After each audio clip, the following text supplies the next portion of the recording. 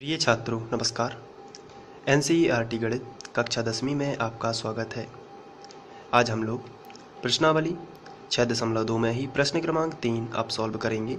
तो आइए सबसे पहले प्रश्न पढ़ लेते हैं। इसमें दिया गया है, दी गई आकृति में यदि LM समांतर CB और LN समांतर CD हो तो सिद्ध कीजिए कि AM बटे AB बराबर AN बटे AD। तो यहाँ पर हमें एक आकृति दी गई है, तो मैं आपको यहाँ पर आकृति दिखा देता हूँ। ये आकृति दी हुई है। अब क्वेश्चन में लिखा गया है LM समांतर CB। तो यहाँ पे देखिए ये L है और ये M है। LM किसके समांतर है? CB के समांतर है। तो ये दोनों समांतर हैं, LM और CB। साथ में LN समांतर CD है। तो यहाँ पे देखिए ये है LN, ये समांतर हो जाएगा CD के, ये CD है, इसके समांतर है। तो LN समांतर है CD। कहने का मतलब है LM समांतर दी हुआ है BC और LN समांतर दिया हुआ है CD। ये हमें दिया गया है। तो सिद्ध करना है कि AM बटे AB बराबर AN बटे AD। तो चलिए अब हम स्टार्ट करते हैं। तो सबसे पहले हमें जो दिया गया है हम उसी को लिख लेते हैं। तो ये हमें दिया गया है क्वेश्चन में LM समांतर CB और LN समांतर CD। तो इस क्वेश्चन को करने के लिए आपको सबसे पहले ऊपर का त्रिभुज ले लेना है ABC, ये वाला त्रिभुज, और इसके बाद आपको लेना है दूसरा त्रिभुज ADC। तो चलिए दोनों त्रिभुज क्रमानुसार लेते हैं। सबसे पहले ऊपर का त्रिभुज लेना है ABC, ये वाला त्रिभुज। तो चलिए लिख लेते हैं त्रिभुज ABC में, नीचे त्रिभुज ABC में। तो त्रिभुज ABC में AM बटे MB लिख सकते हैं और AL बटे LC ये हम लगाएंगे थेल्स प्रमेय, यानी कि आधारभूत समानुपातिकता प्रमेय। तो उससे यदि हम त्रिभुज को ऐसा कर दें तो आपने पढ़ा होगा इसके बटे ये लिखा जाता है और इसके बटे ये। यदि कि त्रिभुज की, ये त्रिभुज है ना, तो त्रिभुज की एक भुजा के समांतर कोई अन्य भुजा या रेखा हो तो वह त्रिभुज की अन्य भुजाओं को समान अनुपात में विभाजित करती है। ये आधारभूत आनुपातिकता प्रमेय है, इसे हम समानुपातिकता प्रमेय भी बोलते हैं। तो हम वैसा ही कर लेते हैं। चलिए AM के बटे में लिखा जाएगा MB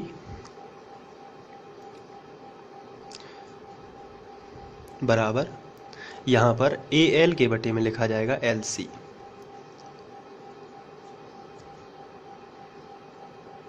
और इसे हम समीकरण 1 बना देते हैं क्योंकि हमें दूसरा त्रिभुज भी लेना है। चलिए अब दूसरा त्रिभुज ले लेते हैं जो कि है ADC में। त्रिभुज ADC में, इसमें भी हमें आधारभूत आनुपातिकता प्रमेय लगाना है। आप यहाँ पर लिख सकते हैं आधारभूत समानुपातिकता प्रमेय से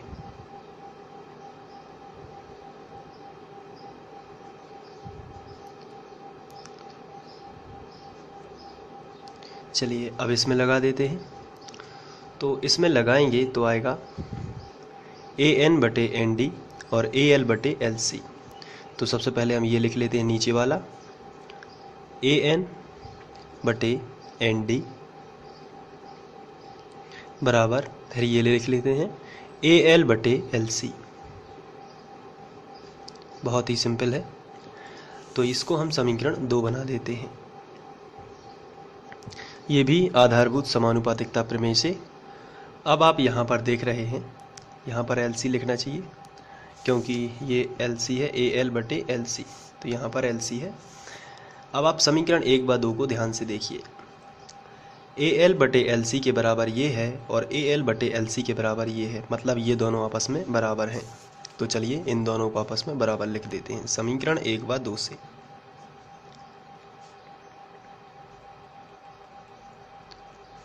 AM बटे MB बराबर AN बटे ND। तो इस तरीके से हमने दोनों को बराबर लिख लिया क्योंकि ये इनके पक्ष बराबर हैं। तो RHS इनका बराबर है, इसलिए LHS भी बराबर ही होगा। अब आगे बढ़ते हैं। तो यहाँ पर आपको देखना है जो सिद्ध करना था उसमें, यदि हम देखें तो सिद्ध करने में हमें AM चाहिए, ए एम की ज़रूरत है, यानी कि ए एम हमें अलग नहीं करना है। तो लेकिन साथ में हमें ए बी भी चाहिए। तो यदि चित्र में देखें तो ए बी कब आएगा, जब ए एम और एम बी दोनों जुड़ेंगे।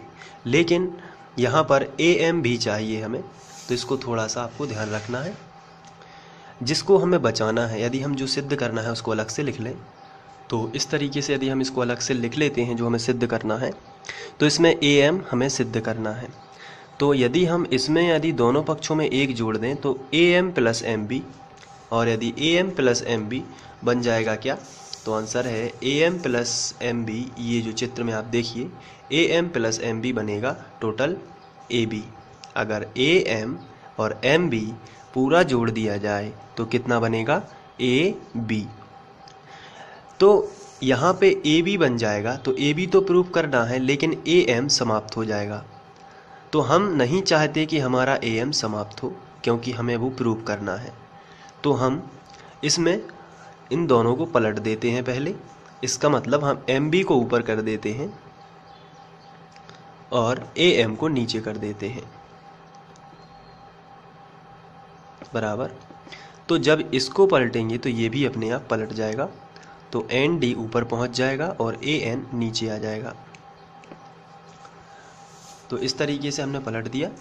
अब यदि हम दोनों पक्षों में एक जोड़ दें तो इस तरीके से एम बी बटे ए एम प्लस 1 बराबर, प्रूव करने के लिए ही हम दोनों पक्षों में एक जोड़ रहे हैं, एन डी बटे ए एन। इसमें भी हमने एक जोड़ दिया। दोनों पक्षों में एक जोड़ेंगे तो इसका एलसीएम से गुणा हो जाएगा और ये बटी में ज्यों का त्यों रहेगा। तो देखिए क्या क्या होता है, M B plus A M का गुणा 1 में होगा तो ए एम ही आएगा, और बटे में ये ए एम ज्यों का त्यों। इसे बोलते हैं लघुत्तम। इसका इसमें गुणा हो जाएगा तो ये ऊपर पहुंच गया और ये नीचे ज्यों का त्यों। बिल्कुल वैसा यहाँ पर होगा, N D plus A N का गुणा 1 में होगा तो ए एन ही आएगा और ए एन फिर से एक बार नीचे आ जाएगा। अब यहाँ पर आपको देखना है चित्र में, ए एम और एम बी ने क्या बना दिया, ए एम ये है और एम बी ये है। दोनों ने मिलके क्या बनाया, ए से लेके एम तक और एम से लेके बी तक, टोटल बन जाता है ए बी। तो इन दोनों ने मिलके बनाया ए बी बटे नीचे ए एम ज्यों का त्यों। इसी तरीके से यहाँ पर देख लेते हैं, एन डी और ए एन दोनों ने मिलके क्या बनाया, ए डी। आप देख सकते हैं दोनों ने मिलके क्या बनाया है, ए डी। तो यहाँ पर हम लिखेंगे ए डी और नीचे जो है वो ए एन ज्यों का त्यों। अब इसकी तुलना हम जो हमें सिद्ध करना था उससे कर लेते हैं। तो यहाँ पर जो ए एम आपको दिख रहा है वो कहाँ है, नीचे है, और ए बी जो नीचे है वो आपको ऊपर दिख रहा है। तो एक बार हम इनको फिर से पलट देंगे। तो इस तरीके से ए एम ऊपर पहुँच जाएगा और ए बी नीचे, तो ये भी ऊपर पहुँच जाएगा। ये पलटेगा तो ये भी अपने आप ही पलट जाएगा, तो ए एन बटे ए डी।